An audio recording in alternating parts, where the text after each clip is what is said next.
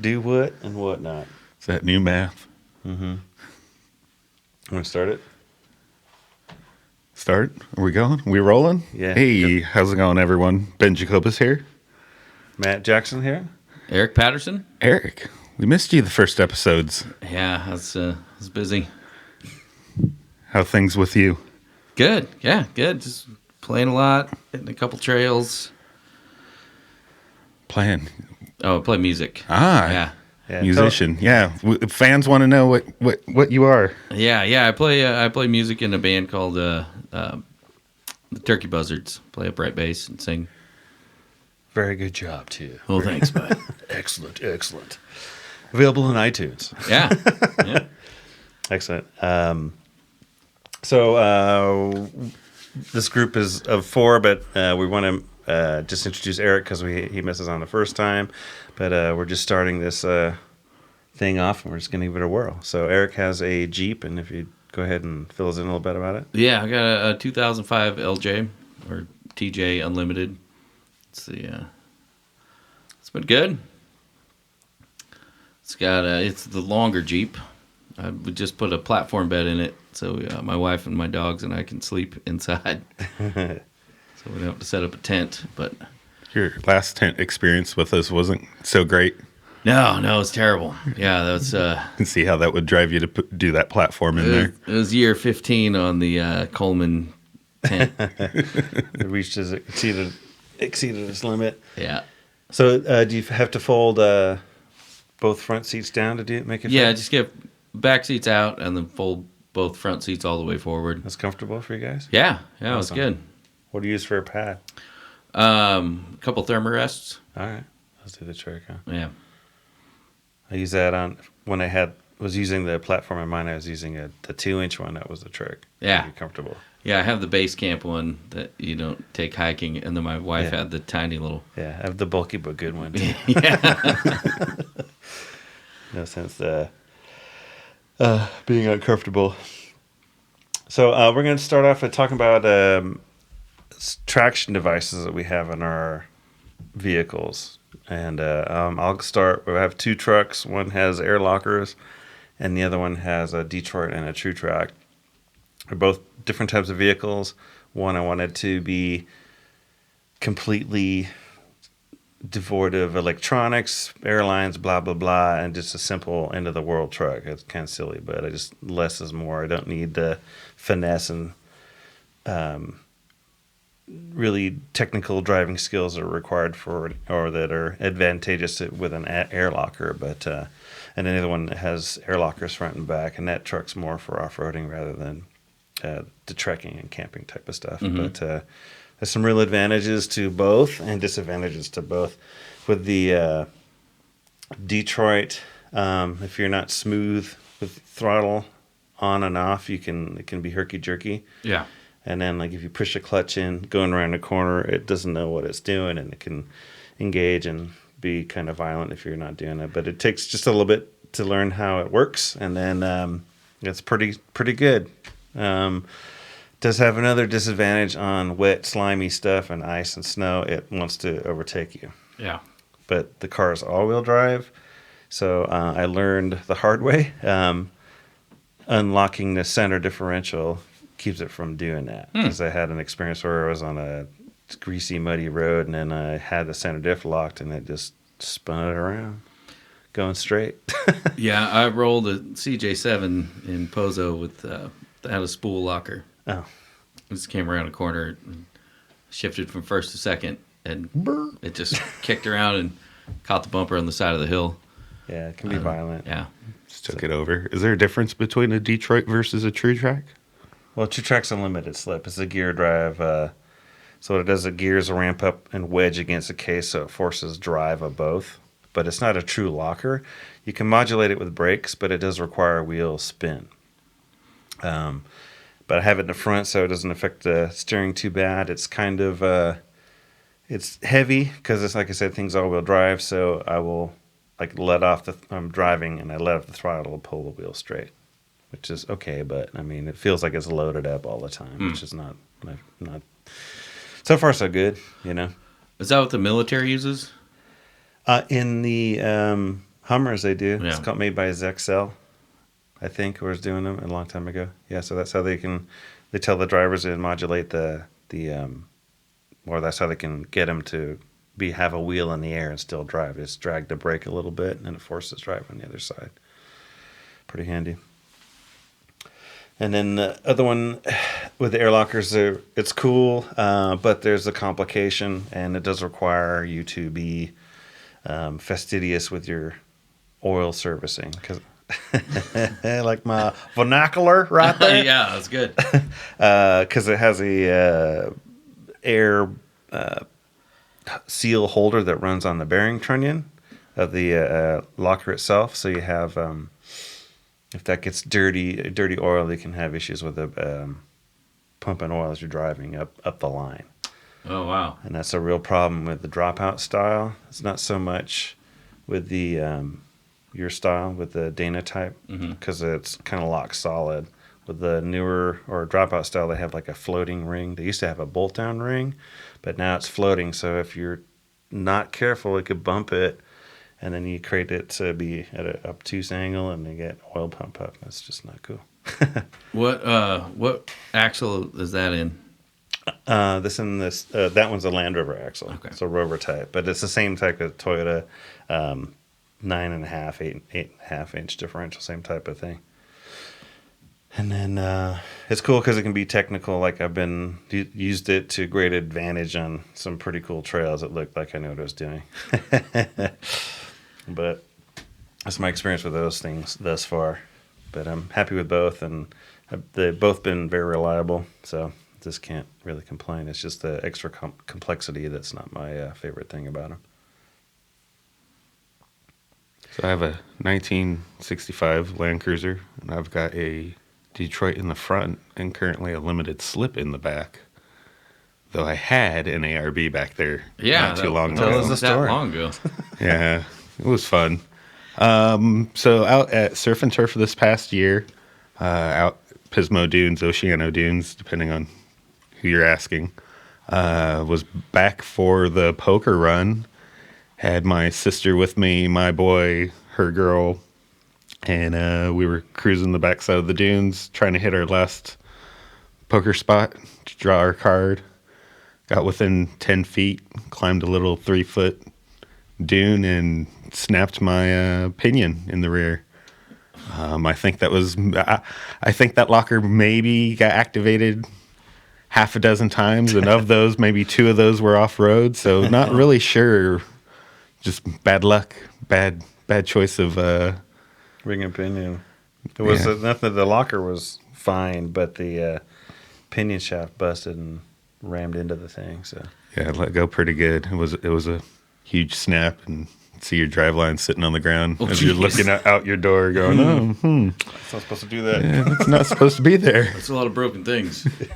So were you able to save the locker itself, or was that toast? So the sealing surface that Matt was just mentioning, where that seal runs on that bearing run, we're not sure if something let loose, but it wasn't scratched, circular through the surface. It had more like dings and nicks in it, and just putting that seal on and off could have possibly caused damage. The unfortunate part is that style locker is discontinued, and some of the parts they don't make for it anymore, and the part that runs on the bearing, obviously, they don't make anymore. So just recently ordered a new ARB for the rear again, and we're going to go through this all over again with updated parts and more teeth, and we'll see if it lasts more than half a dozen times this next go around. Well, he had a early 10 spline pinion shaft, so that's the Achilles heel to that differential. Otherwise, they're really robust. But Ben's a real easygoing driver, so I don't know. Yeah, I've seen it. He's pretty mellow. It's pretty, it's just kind of But I don't eases in. understand. It's just bad, just bad day, just a bad day. But we're upgrading it to the finer 27 spline, which is a later style. So we have a new ring and pinion, and it's all going to be fingers crossed, should be hunky dory pretty soon. Yeah, Should be good. yeah. But that Detroit in the front, that's kind of fun, because when that thing kicks in, when you're all locked up, driving around, and it just wants to go extreme left or extreme right, and every once in a while you got to steer into it to let it go to get it back to center again. But not too bad. Huh. Yeah, I just get stuck. Yeah, but you're more adventurous in the mud. Like I've been muddy before, but just to give some history here. We went on a camping trip a couple of years ago, and Eric saw this mud hole and like, I'm gonna do this. And he did. I did. I got real stuck. So yeah, luckily I have a winch. Yeah, it's great. Which I've had to use a lot. Good times. But the you have a what in the vehicle right now? Winch For traction? Oh, traction. Just stock. It's an open diff, or is diff, it? It's open diff. No posi or nothing. Nah, nothing. Okay. Yeah, there's a Dana 44 that's. I have an ARB locker that I got a year ago. That's still in my garage. So I need to put that in. It's in the top of my stack of parts to go in. Yeah. And what else are you gonna do with it?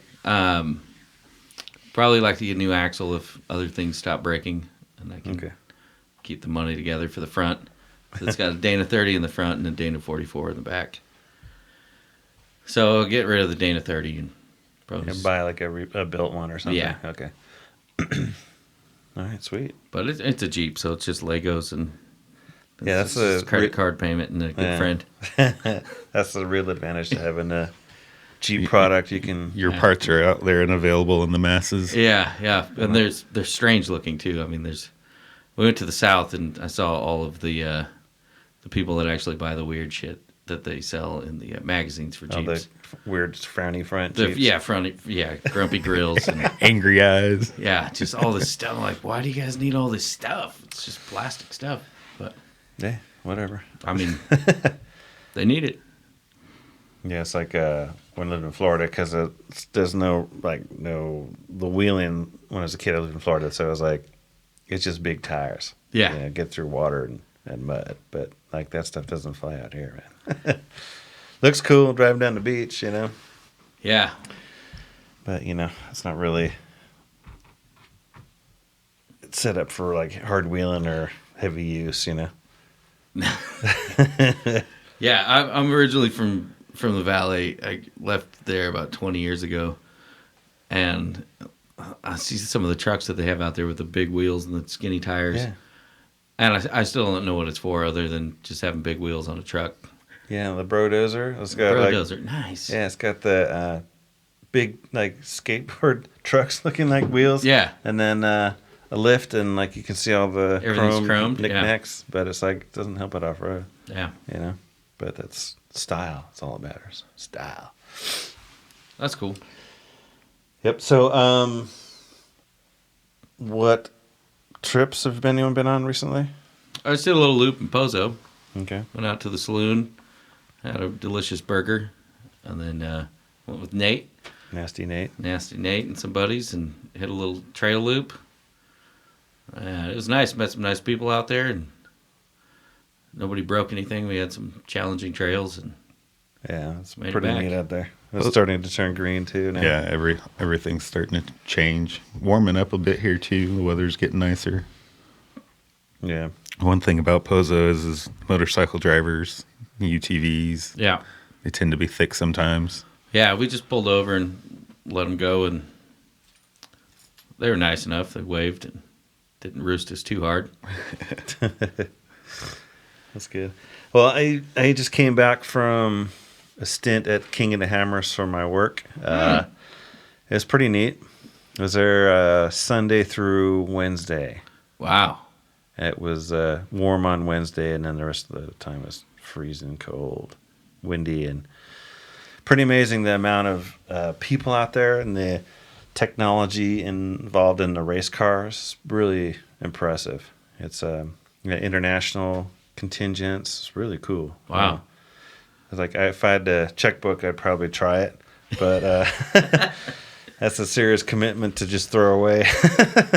But it's super neat. Very, like I said, the technology and the suspension is just amazing on these things. And like 10, 20 years ago, like, you're crazy doing 100 miles an hour across this shit. But no, they're doing it. They're doing it. Wow. And then like trails that we would be crawling, picking our line, and having a tough time, they're rolling over 40s and just going for it. Just boom, boom, boom, boom, boom.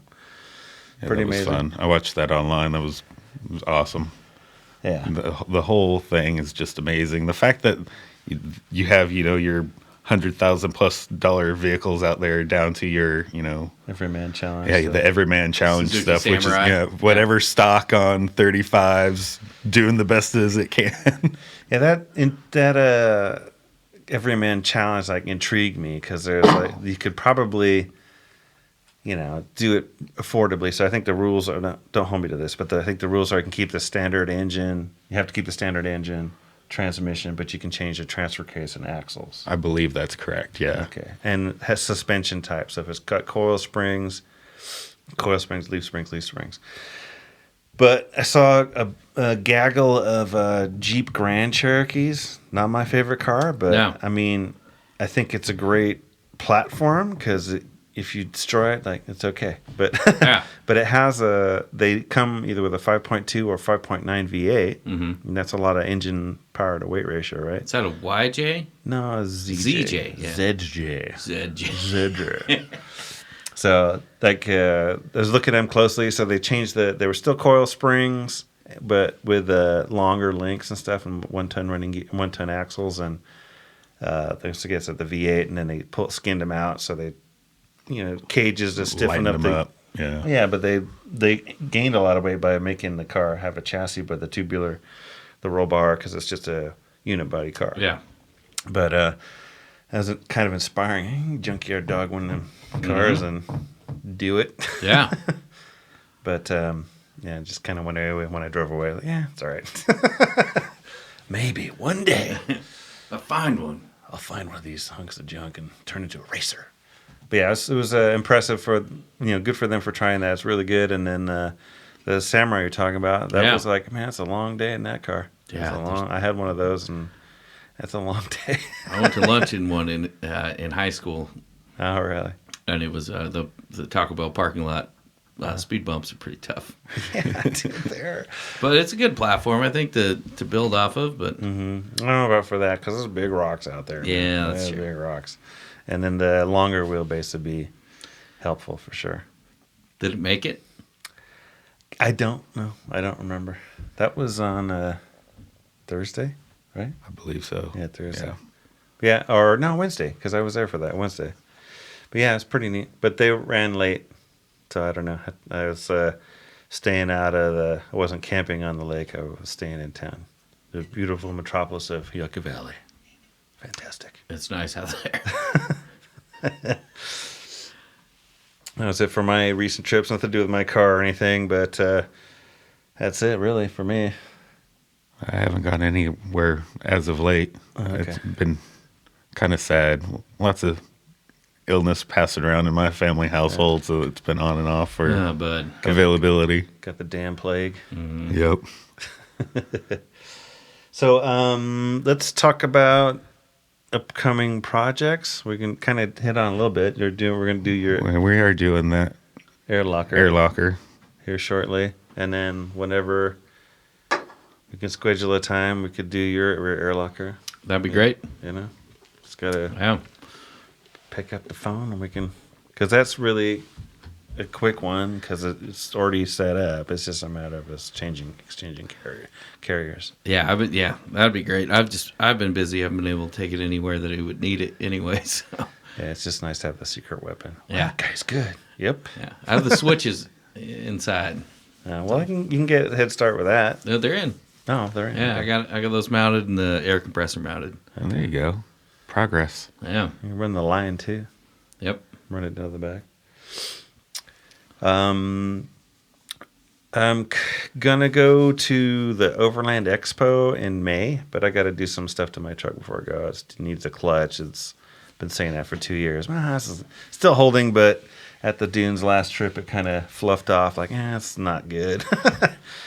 Working it hard, but I got to do that, and then I'm working on another one of those trucks I have, converting it to a 5-speed. So that's Oh, cool. pretty good. Yeah, that's neat. So we got two different or an adapter kit from a place in Canada called Romer Drive. He makes a conversion bell housing, and then there's a combination of NV4500 pieces or an NV44 transmission, but it's not a standard combo to make it work on the Land Rover Parenti. It's pretty sweet. So I got the transmission together, transfer case together. Have to change the flywheel housing off the engine, and it's coming together. Just the clutch has been the hang up. What's so special about the clutch? Well, we had it spec'd out with a diesel input shaft, so it'd have 1.25 inch clutch spline. But that clutch has proved difficult to procure, just the disc. So I don't want to buy two $500 clutch kits just to throw half of it away. Gotcha. So what I'm going to do is change it over to an 1.125 V8 gas input shaft, and then you can buy the disc for like $100, and then just have to buy the Isuzu truck pressure plate. But it just sets it back a little bit. Just kind of part of the fun. And I had to have some pilot bushings made at work because there was nothing off the shelf to make it work either. What rig is that going in? My buddy's Parenti, Leland, and it's just like mine, but he's got big old meats on it. It's like 35s, same springs and shocks, but it's like without the wheel fender flares. It looks super macho compared to mine. Is he here in town? No, he's out of town. He's up Idaho. I saw another military Rover Yeah, in Templeton. that's it. That's another guy. That's another guy named Paul. He's got one. And then some guy stalked me the other day. He had left his business card in my truck. Like, that's not cool. Because I had to open my door. Oh, Yeah, because it wasn't locked, and he stuck his business card under my cubby box, the elbow pad, and like, So I called him up, hey, can I help you with anything? You know, that didn't hit. And he said, oh, I got one of these trucks. And we just chatted ever since. So he's got one in Tulare, too. So there's a few in California, at least 5 or 6 of them. So pretty neat. apparently they're pretty easy to break into. Well, if you don't lock it. Well, so I don't lock it because everyone out there, motherfuckers. So I don't lock it because I don't want anyone to cut the canvas. Ah, yeah. Yeah, just open it up. Everything else, it's got steel cubby boxes that are locked. Yeah. So there's nothing to take in case you're thinking about it. There's nothing in there. Yeah, that's the problem with the soft top rigs. I don't lock my Land Cruiser either. What's the point? I rather just open the door and take what you want than knife. Take my soda can, sweet. Yeah. Yeah. That's dumb, but yeah. So that was kind of neat.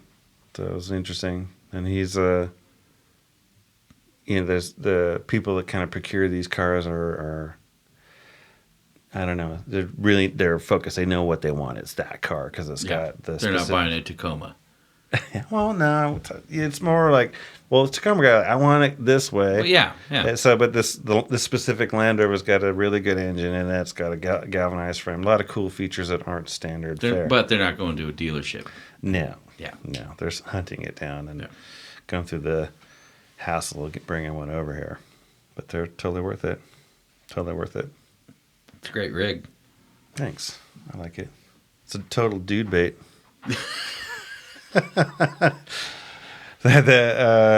Today, driving, this guy's like right next to me, just hanging close. He should be passing me by now, but he's giving me the thumb up, driving. Yeah. But for like a mile, like, okay. Got it, but yeah, do your thing. Yeah, glad you like it. I do too. Yeah, I have a Sprinter van that we use for traveling with the band, and there's a definite clientele that will talk to you at the gas station. What's your mileage? Hey, how many miles? What is that thing? How many miles a gallon? Can you sleep in there? And it's usually like a 60 or 70-year-old dude. Thinking about getting one of these. I want to get one of these things. But it's been great. Yeah, I like it. It's a neat van.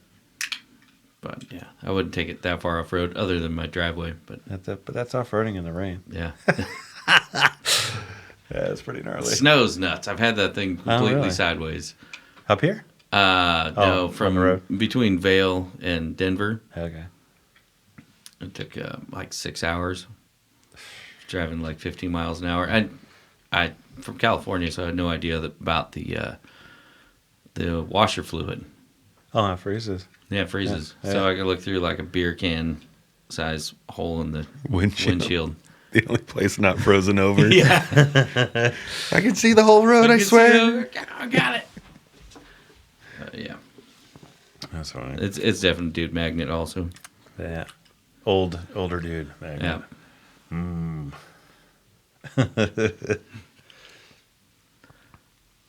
Communications and rigs. I'm not very good at that.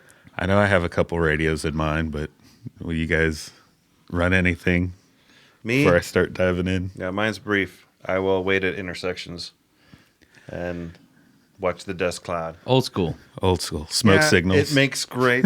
I totally understand the need and for radios. I'm into it, but I mean, a lot of trips I've been on with some people, with just regular walkie-talkies, and I'll shut the front door. Yeah. A little FRS. Yeah, it's like a little. It's okay. I can see your cloud.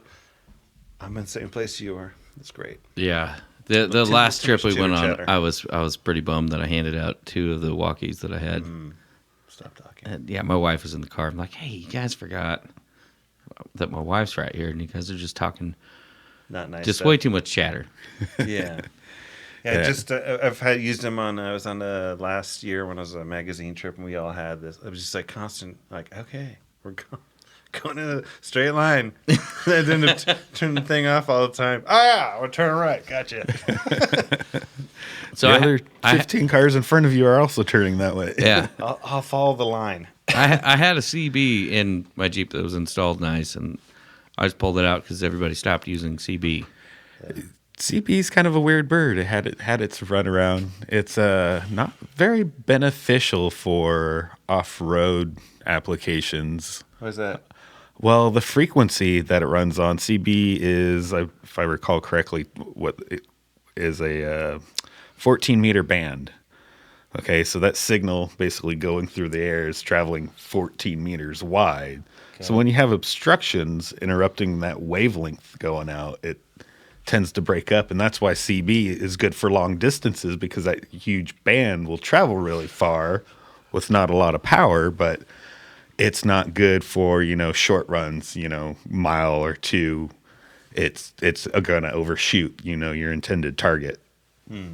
Huh. I had no idea.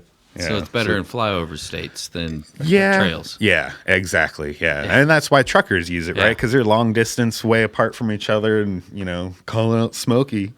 Yeah. But CB has its place, but I don't think it's necessarily in the off road community as far as trails are concerned. The family radio stuff, the GMRS, FRS radios that you get from wall bogs and whatnot. Online and it's online, like the what are those radios? What do I have? I just got some Midlands. Yeah, the Midlands, the little Cobras, whatever, Unitins. They all make a variety of them. Technically, I think you're supposed to have a license for those as well, but it's just an application you fill out, mail it in, and they just give you a license. You don't really pay anything for it, I don't think. It's been a while since I looked into it, but no one really ever does that. Big Switch, I think, is... What? The Big Switch that we're seeing is a lot of these huge groups that do Rubicon and whatnot. They want you now to be ham radio certified, which kind of opens the door to a whole lot of options as far as communications and frequencies go. And in the last 10 years, the equipment for some of that has gotten really, really cheap. Within, the $40 range, now you can get a pretty decent radio that will do 30 miles of communication, no problem. Through a canyon, too? Through a canyon, too, yeah. So those are operating on... Do you have to use Morse code? Morse code is back up till, I want to say, 88, somewhere around there. They did away with the Morse code requirement. So you no longer have to do the 10 words per minute Morse code requirement. Smokes. Yeah, so, and I tried to get my Hamlet radio license, just let everyone know I am licensed operator. I tried to get mine back in high school in like 85, and that's the one thing that hung me up was I understood everything. It was the Morse code. I just couldn't quite pick that up. Yeah, for everything else I can do, why that? I have no idea. So yeah, basically now you go in, take a class. There's classes that are given around in our area. Cal Poly usually once a quarter will do a exam test, and they also do a crash course class as well. So you can go in and practice, the exam beforehand, pay your fees, take the test, and if you pass, the license is good for 10 years. When it expires, you have an option.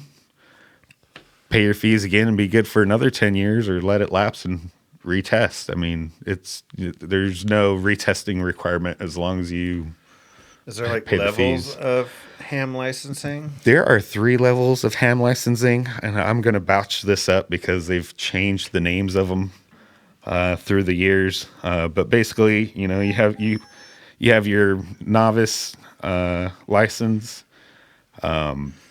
I forget what the one in between, and then your advanced license, general. There we go, novice, general, and advanced. What are you? I am a general class license, so I've taken the second exam to kind of open up the availability of frequencies that I'm able to use. So the first license basically gives you access to 70 centimeters and 2-meter bands. So that's a width. The width of the waveform basically Wow. traveling through the area, 70 centimeters. So that's really good, in bushy areas, right? Because it doesn't need a lot of space to travel. So you'd use 70 centimeters in tree canopies and canyons and things like that. And where you're more on like the flat plains, you'd switch over to your 2-meter band because it's going to get you more distance. So the tighter the band, the less distance you have? Unless you Not necessarily less distance, but it's easier to travel through objects or bounce, so to speak. The waveform's smaller, so it works through, tree canopies and brush and things of that nature better. And then like the power of a radio, is that like wattage? Is that a... So the rule in ham radios, you never want to transmit with more power than what is required to get your communication done. So, if you can do it in 5 watts, great. And that means don't do it in 50 watts if you're still being heard just fine. Otherwise, what you're doing is basically just flooding the frequency with other people that might be around that they can't talk. Like Mexican radio. Yeah. Pirate radio, basically. Yeah. Don't be a pirate radio operator in ham radio. Driving through 101 from Gonzales to Chula. I've had a couple instrument things break down or like have a ground fault, and I'll pick up Mexican radio through my bass rig or guitar rig. Starts tuning in automatically. So yeah, power is I think max power that you can run on the HF bands is 2,000 watts. I'd have to look into that, but it's up there. I mean, it's ridiculously up there. And What power would you use signal that for? There are contests where people try to contact, islands For this or places around the world. They have they're essentially called special events and special event stations. They also have what's known as summits on the air, so people hike out to a peak of a mountain and start transmitting. Usually it's Boy Scouts and things like that because they now have a ham radio merit badge as well. Okay. Interesting. It's kind of like Overland Bound. They got badges for stuff. Speaking of badges, do you have badges on your car? Well, I have the one it came with. It's pretty cool. Yeah. But yeah, I don't have any extra badges. I've adorned my car with some knickknacks, though. Well, you have the sweet one about the airbags. Yeah. Kind of silly. But I got had a laser etch badge and that I made for the dashboard. It says, warning, no airbags. We die like real men. And then got an Aussie plight from the Northern Territory. And through Ben's buddy Tom, he was a Marine stationed in Northern Territory, and they do their like tropical weather training. And he had the sticker, is CUNT, and then in very small print it says in the. So see you in the Northern Territory. So, but if you just glance at it, it just says cunt. We'll see you next Tuesday. Yeah, it's a real see you next Tuesday. So, actually do have a sticker, but it's inside the car, so it's not to offend everyone. But I think it's Just pretty passengers. Just passengers. What is that? Fucking read it. Yeah. Get out and walk Darn if read you it. don't like it. Yeah, start walking. So what do you think, Ben, is the best setup for trail communication? So, there's two ways to go there. You can have a radio mounted in the rig, or you can go handheld. I waited a few years to get a radio mounted in the rig. Wow. They are a little bit more pricey. I wanted to spend the money on something that would kind of give me the extra features that you can't get out of a handheld, and that's what I waited out for. What band are you using? So the radio I have is a 2 meter 77 centimeter radio. So it's a dual band radio. Same thing that you can buy online for like $40 eBay. The difference is that the radio in my rig can act as a repeater. Okay. So if, I'm in the middle and we got two parties opposite directions out and they can't quite reach each other, I can be the middleman and start relaying signals between my radio to their radios. So what kind of range? Like if the three of us were on just a long road in Mexico or something, like what kind of distance can we expect? If flat road, I would say, easily 7,500 miles. No Not kidding. a problem. Wow. Yeah. That's pretty impressive. Yeah. I mean, I'm from my house in Paso able to talk to the top of Cuesta Peak. So that's a good 40 miles. Yeah, 40, 50 miles as the crow flies. And that's 5 watts. That's not hardly anything for power. So do you find there's a flood of people on the airwaves now? No.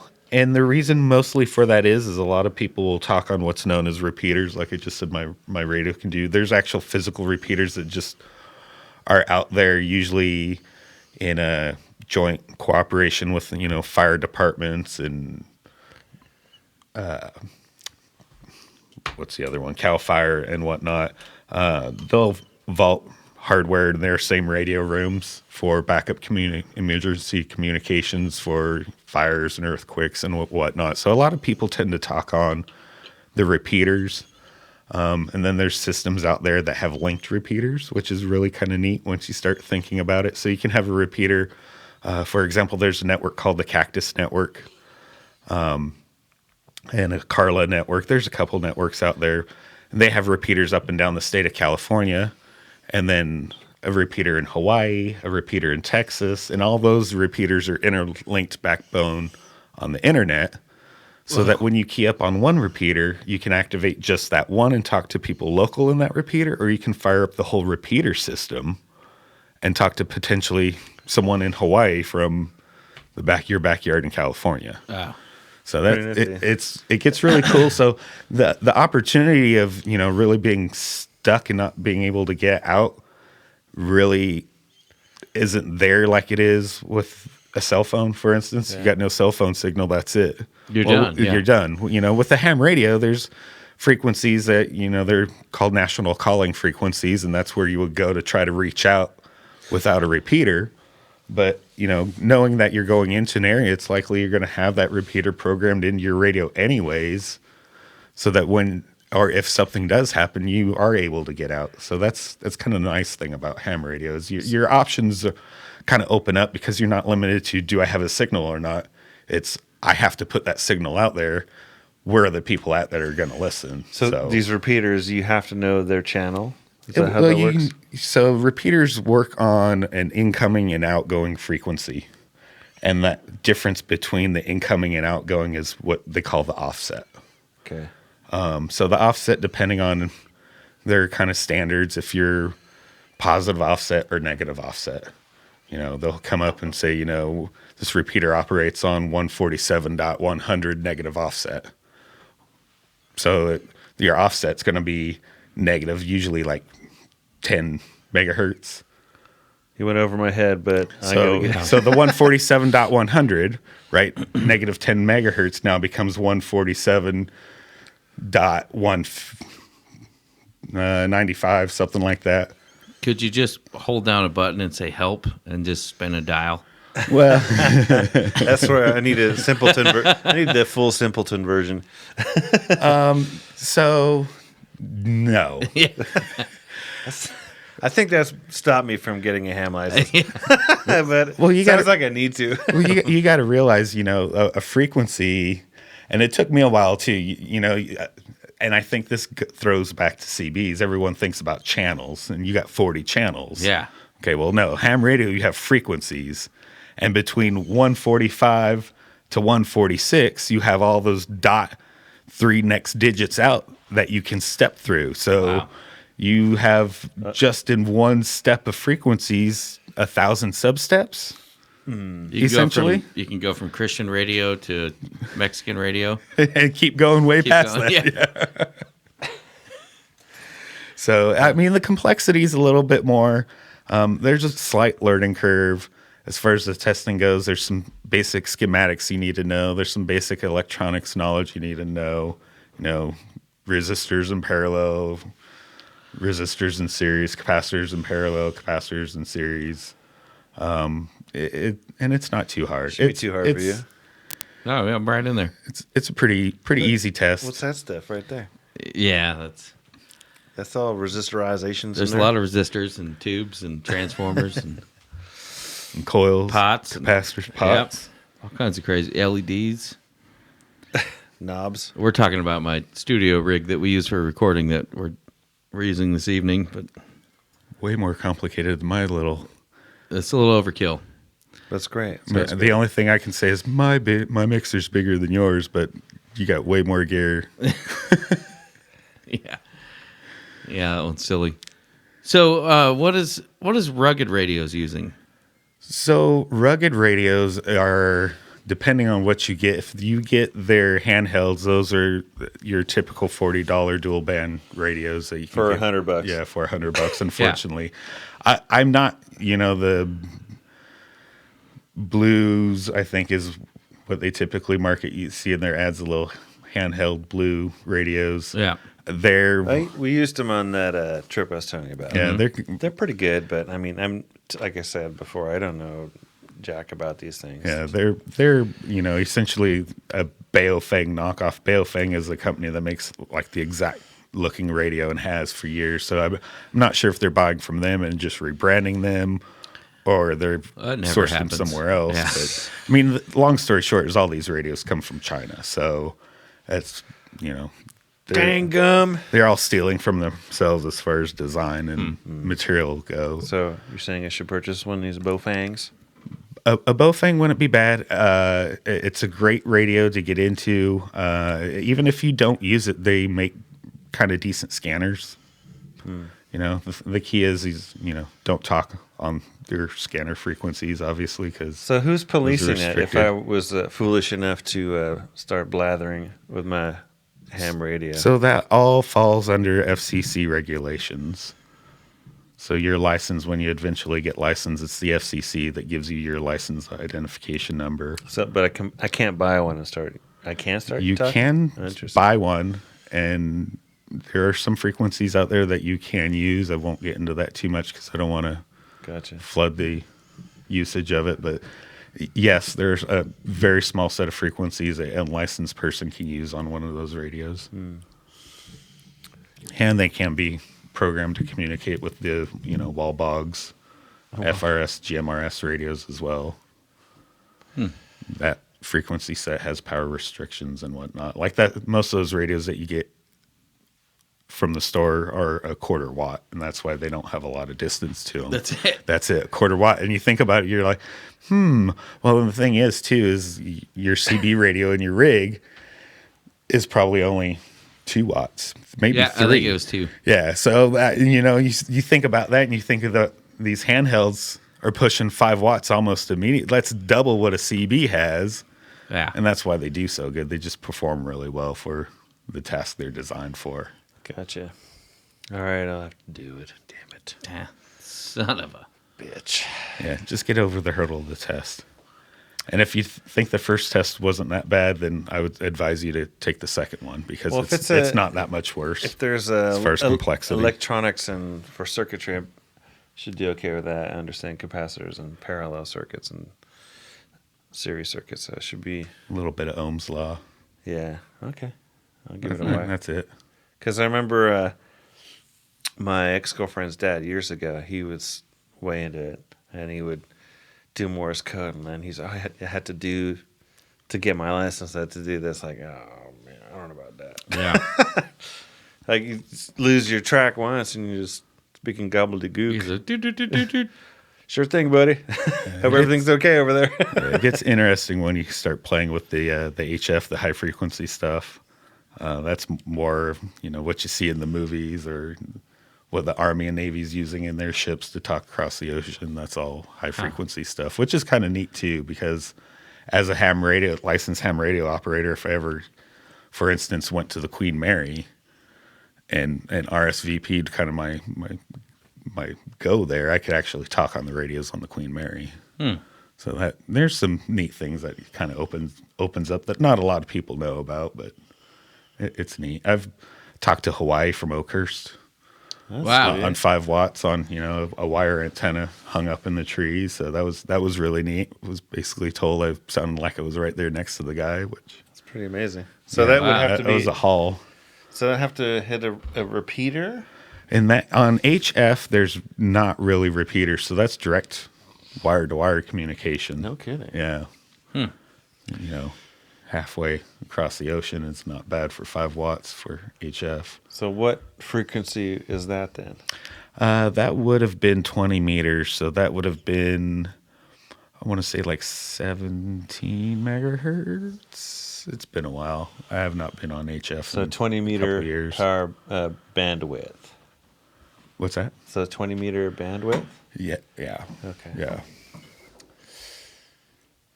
All right. God damn it. I have to learn how to do this stuff. It's worth it. It's fun. Ham radio saves lives. I saw it on a sticker once.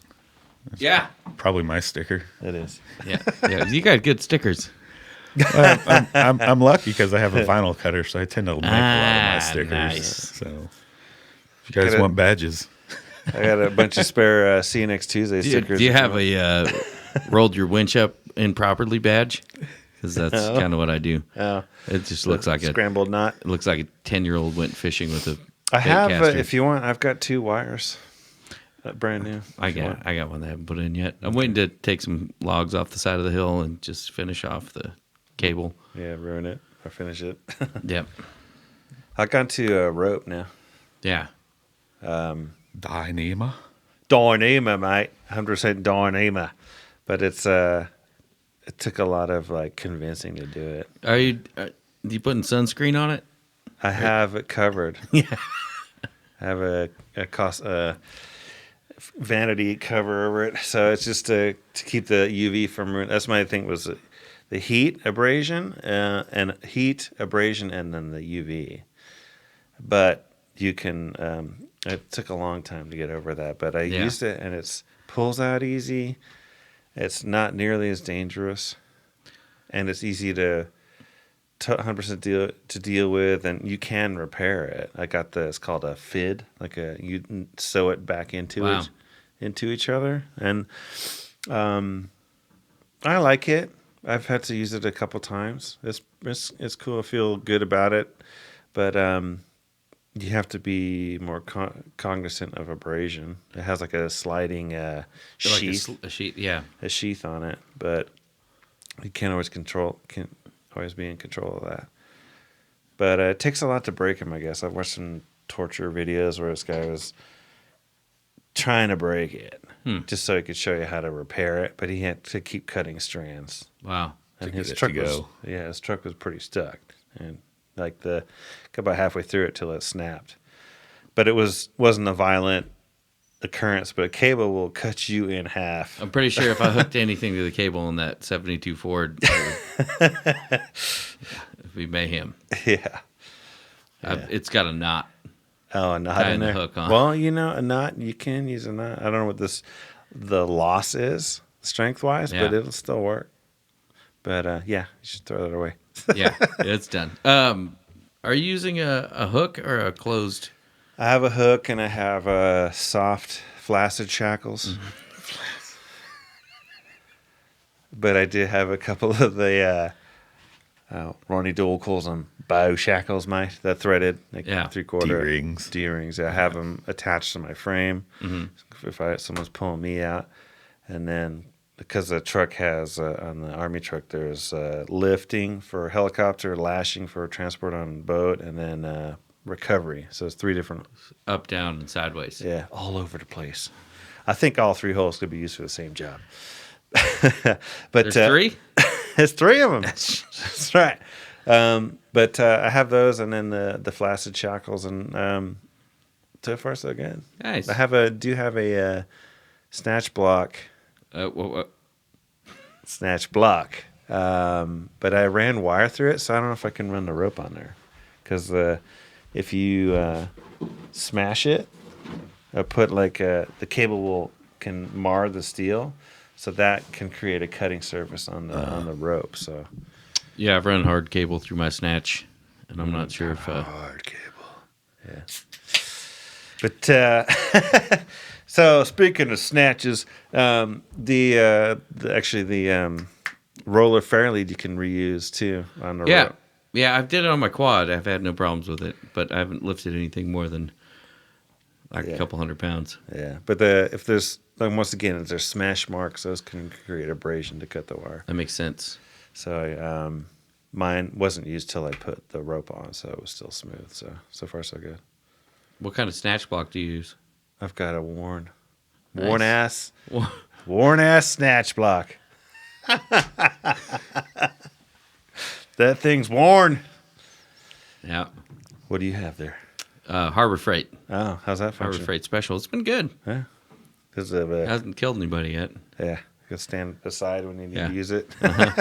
It's not the winch. It's, It's a snatch. A loose snatch will fuck you up, mess you up. There you go. But when I have cable on another truck still, so whenever I use that, I'm laying down in the car out of the windshield, yeah. and then just fingers crossed. I'm not. It's just spooked because of the trauma that. Yeah, it can it's cause. bad. I've seen the videos. Like, oh man. So Things let loose. You don't know which direction they're going necessarily or what path they're going to take. Well, it's coming back at you. That's take for out sure. your radiator, and even if you, don't have like a official weighted blanket, but I have a real heavy.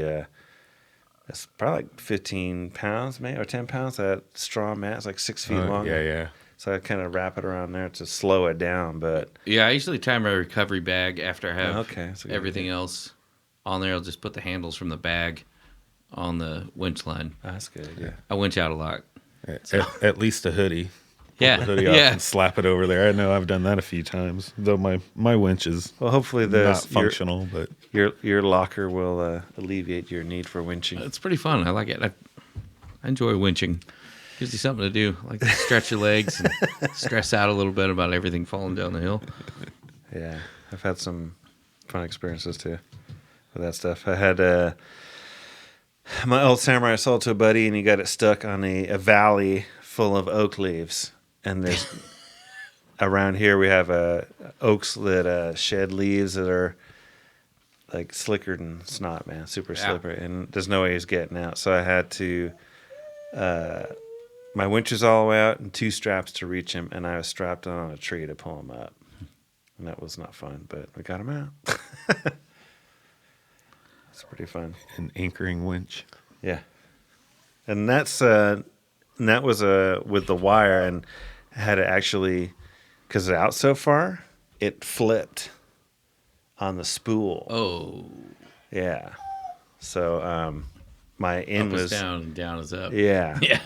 It's like, and it was in that position, so I had to keep going, bang, pull the thing in. So that's the wire that's on it right now that needs to go away. So like I said, I have 2 extras, but I'm probably just buying another Fairlead, a new one that's not smashed up, and then put the rope on that too. So, but I don't know. Yeah. We'll see. Nathan left a rope over here. I'm gonna put it on my Jeep, All right. and then probably take the beat up cable that's on my Jeep and put it on the pickup truck. Yeah, get more use. Yeah. Yeah, It's there still you go. good. Yeah, it's good. Good enough. All right, man. I think I blathered enough for now. Yeah. Yeah. We'll catch you on the flip side. We'll try it again. Nice hanging with you guys. Yeah, it's good chatting. We'll do it again here soon. All right. We'll have to eventually get all 4 of us in the room. That's the next thing. Yeah. All 4. I'll buy more whiskey. Whiskey. That's it. All right, man. All right. Take care. Have a good evening.